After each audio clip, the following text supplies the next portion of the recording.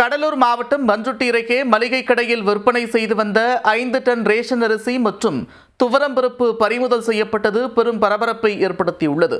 மூட்டை மூட்டையாக பதுக்கி வைத்திருந்த ரேஷன் பொருட்கள் மொத்தமாக சிக்கியது எப்படி? ரேஷன் அரிசியை குறைந்த விலைக்கு வாங்கி அதிக விலைக்கு விற்பனை செய்யும் நோக்கில் கடலூரில் குடோன் செயல்பட்டு வந்துள்ளது. இது என்ன மளிகை கடையா அல்லது ரேஷன் கடையா என அனைவரும் வியக்கும் அளவில் ஒரு மெகா மோசடி அரங்கேறியுள்ளது. வெறும் 250 ரூபாய்க்கு வாங்கப்பட்ட ஒரு மூட்டை ரேஷன் அரிசியை 600 ரூபாய்க்கு விற்று கல்லா கட்டியவர் கையும் களவுமாக கைது செய்யப்பட்டுள்ளார். மோசடிக்கு உடந்தையாக இருந்த ரேஷன் கடை பணியாளர்கள் மீது நடவடிக்கை பாயுமா?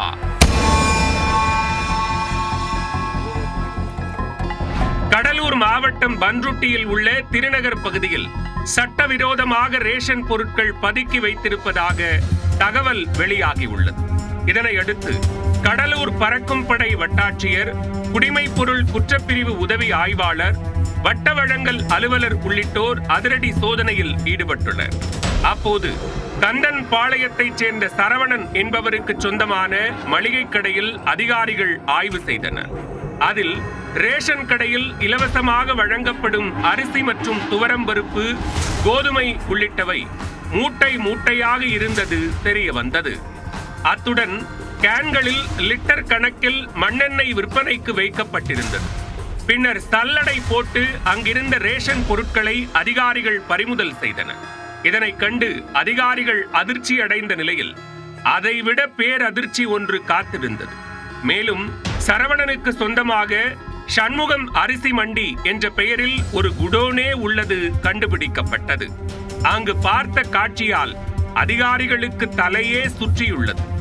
அந்த வாடகை குடோனில் இருந்து 5 டன் அரிசி, 500 கிலோ துவரம்பருப்பு மூட்டை மூட்டையாக அடுக்கி வைக்கப்பட்டிருந்தன.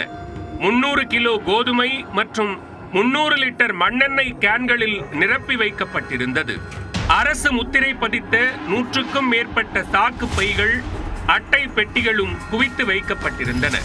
இதையடுத்து கடத்தல் ரேஷன் பொருட்கள் அனைத்தையும் அதிகாரிகள் பறிமுதல் செய்தனர்.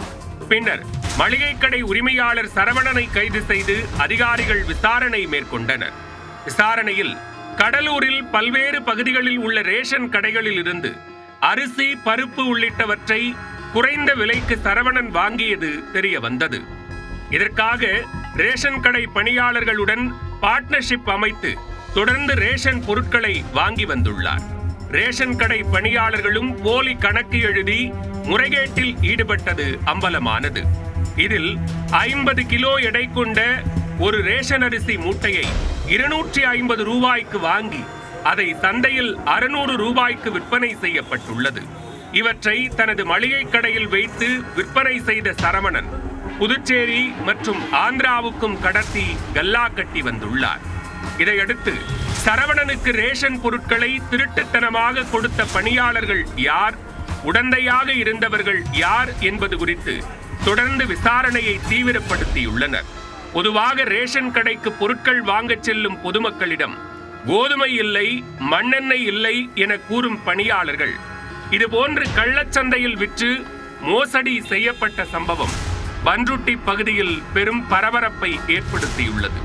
இந்த விவகாரத்தை எளிதாக எடுத்துக் கொள்ளாமல் சம்பந்தப்பட்டவர்கள் மீது அதிகாரிகள் கடும் நடவடிக்கை எடுக்க வேண்டும் என்றும் வலியுறுத்தியுள்ளனர்.